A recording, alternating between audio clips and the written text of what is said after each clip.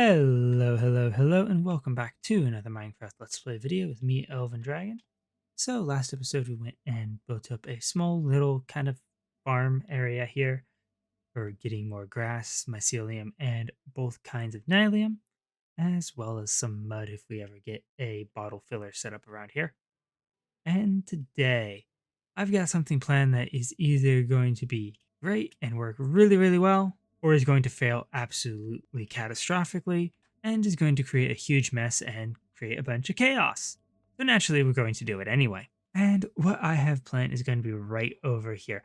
As you can see, I've got a sculk catalyst here on the ground, and what I'm thinking is we're going to set up a bit of a sculk farm.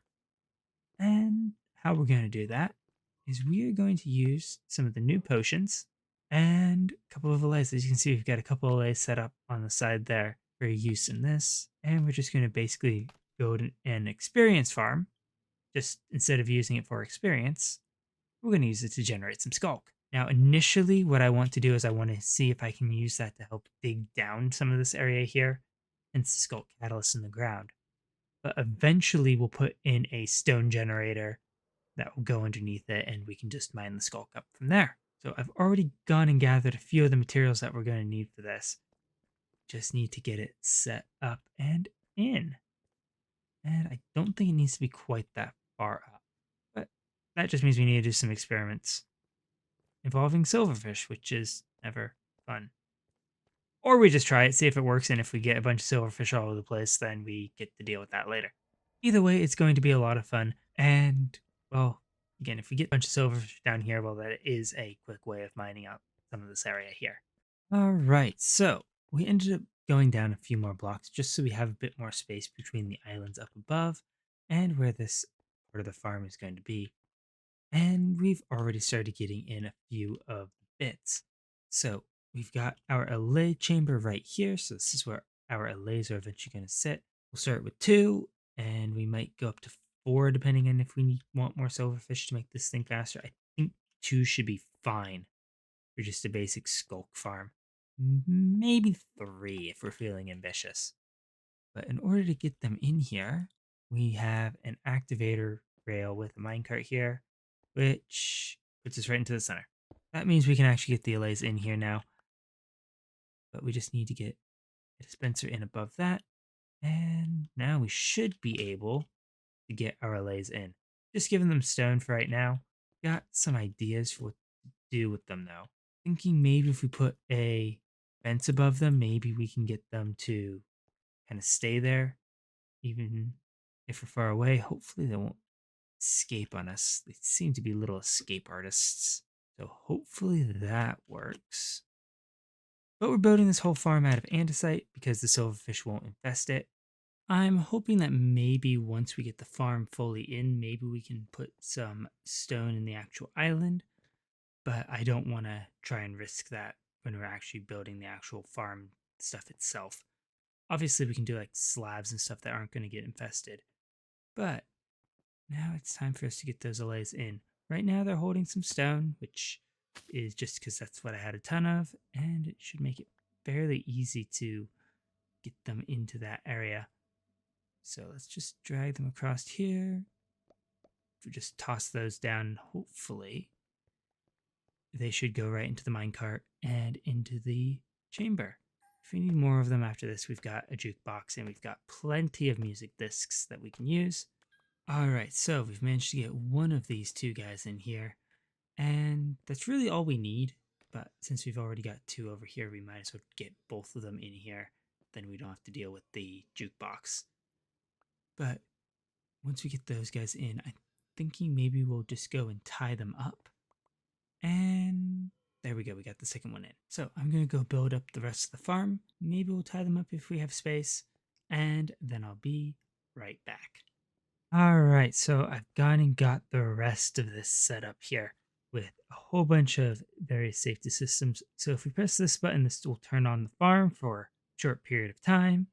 This button here will trigger the infestation potion, and this button over here is an emergency switch in the event that all of this goes horribly wrong.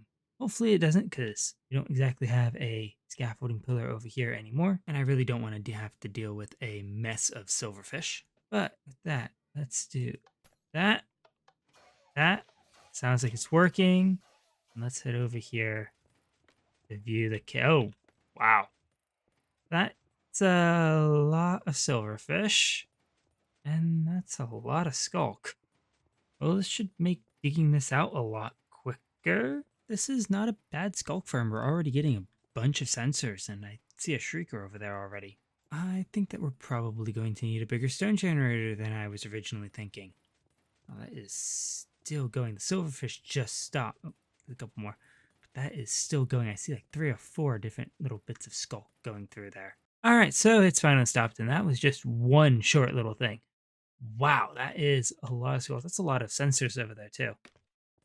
Still got some infestation potion time left on that. So we might as well try and run this thing again, but that is going to make digging through all of the deep slate here quite a bit faster. We need to get some more hoppers to bring this up to the ground level here and get the ground in. But I'd say that that is a pretty effective farm. That is quite a bit of sculk down there. Quite a bit more than what I was expecting to get out of this. But I'm going to make the most of that infestation potion that we've got currently on those allays to get another round of silverfish in. Wow. It's a good thing they're all just falling down here. We don't have to worry about the shriekers. The nice thing is that we keep all the ores and everything else. We're just going to have to go and make sure we mine out some of the stuff that we're going to want before we really get to covering this whole area. The other nice thing is that we can find where any actually infested stone is, because they'll just get covered by the sculk veins like the ores. And it also gives us a source of sculk veins, because I do like using those for a few things, just darken things up a little bit.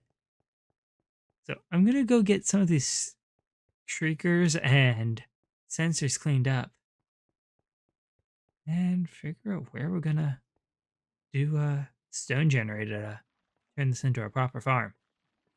All right, so it is much, much quieter down here with all those cleared out. So now that we have the space, what we're going to do is we are going to put in at least the markings for our stone generator. So catalyst is right here. I think we're going to keep it there just so it's right underneath the farm. But what I'm thinking is that we're going to basically do 4 stone generators here for 5 blocks each. And we're just going to kind of spiral those around. That way we have 4 generators to quickly refill this area as we mine out sculk. And hopefully this can keep up with the production. We probably won't actually get everything built out here, and just kind of mark out where it needs to be. So we've got that. So we need pistons going along here. We'll tie all of these into the same timing circuit so that they're all activated at the same time. So that when this is running, all we have to do is just go through the sculk. It should hopefully keep producing more. And hopefully this should be able to keep up with the production. I have absolutely no idea. This produced a lot more sculk than I was expecting. So hopefully this sort of design will work perfectly fine. So looks like I've got a few things to set up. But our stone is going to be on this layer, which is 1 block up, which means we should probably test to make sure that this isn't going to completely break once we turn on the farm. All right, so kind of dug out a little bit below this. I don't know how this is really going to work with everything here. We did take out our sculk catalyst here in the middle. So we're going to put that back once we actually get everything in. For right now, I want to see if we can get the redstone in for this. Now, it's going to be interesting doing this because pretty much anything we use is going to likely get converted into sculk at some point. Quite sure. But we need stuff going up to here. And what I think we're going to do is we're going to put both layers, or at least 2 sides of it on one side, 2 sides on the other. And hopefully that works. Now, I'm not quite sure if this is actually going to function properly. I hope it does, because I would really like to be able to use quite a bit of sculk for terraforming. I love how it looks for terraforming stuff. and I'd just like to be able to use a lot more of it. So I'm going to go and work on the wiring here. I think we're just going to use a torch and a repeater on each side, and then I'll be right back. All right, so that gets half of it wired up. We're going to have to play with the timing and how we're going to manage to get all the sculk mined out of this. But I think that should work once we, of course, get all of this wired up as well. It's definitely going to be interesting to figure out how this is going to properly function. But I think we've got a pretty good start here on that. Now all that remains is to get the other side in, get the lava put in place, and test this thing out. Alright, so there we go. We now have 4 functioning stone generators, which that seems to work exactly as we wanted to. Fortunately, we have a bunch of lava buckets, but we only needed 4, I think, to get this to work. So now that is all plopped in. We got our little sculk catalyst down there in the middle. Once we actually properly run this farm, we're gonna change that and put that in line with the rest of the stone. But for now, let's grab out our silk touch hoe here. We do need probably a scaffolding pillar up there. Hope that the obsidian does not get transformed into sculk. But we also need to figure out a way to get our redstone lines such that we can actually activate them from down there. Because I do not want to have to be climbing up here every little bit. So, potion, turn on the farm, let's head down and see this thing in action. And that seems to be working quite well. We can kind of keep up with all of that. Good, the obsidian is only covered in sculk veins. And we're going to have to worry about the floor here, but if we turn that all into obsidian, that would work. Looks like we have a few bits of cobblestone that we need to work out ultimately. But that actually seems like it works pretty well. I'd call that a success. All right, so we've gone and dug out the entire area here. And one thing I noticed while working on that is we're going to have to do something to sculk sensor proof our redstone here, because we had a few of those form like right next to our redstone, and that was kind of throwing off a few things. So we might have to do something with that. I'm not quite sure just yet how we're going to sensor proof all of our redstone here. But I do know that that is going to cause some issues. It's also going to cause some issues if we get sculk sensors right underneath these. So I'm going to go and replace these blocks here underneath our stone with some obsidian for right now, just to hope that it just grows the veins and hopefully it won't cause issues. I know that was one of the things was we would get a sensor underneath the lava there and then it just wasn't pushing. I'm hoping that the sculk veins are able to be push destroyed in order to get those cleared out. But we've gone and gotten most of this cleared out just so that we can just drop the silverfish down here. And then we can just kind of dig out at least this section here. Is the goal with this is to be able to dig out more of the pit using this and get a bunch of the sculk. But we've gotten quite a few stacks from all this. I need to actually go check the storage as to see how much we've gotten. But even just clearing out, put in that obsidian there, we just got another half stack. But we've got pretty good source of sensors and freakers. It's the nice, which is a very nice thing about this is that we get so many silverfish that if this kind of backs up for creating new stone, we will start getting shriekers and sensors, which I think is going to be very nice. It gives us pretty much all of the sculk things. We might have to do something with the veins, which wouldn't be too bad. We just have to figure out to build the island out of that. We get sculk veins all over, other than probably obsidian. We do have to figure out what we're going to build this island out of too, since just about everything we use is going to get turned into sculk.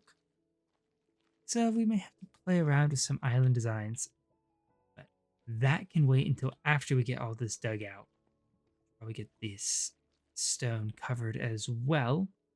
That way we don't accidentally fall into lava. We did have an incident with a skeleton that knocked us into there, which was a lot of fun because it's not easy to get out of that lava.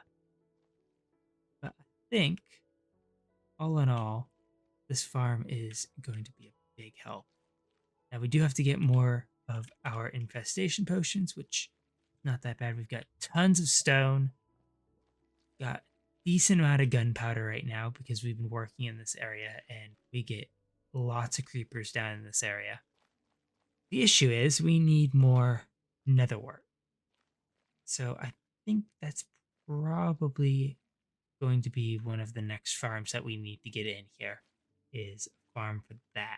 Probably with the rest of our manual farms. But I think I'm going to go use what little netherwort we have to start brewing that alternate. Actually, I think what I'm going to do is I'm going to go see how much sculk we have first.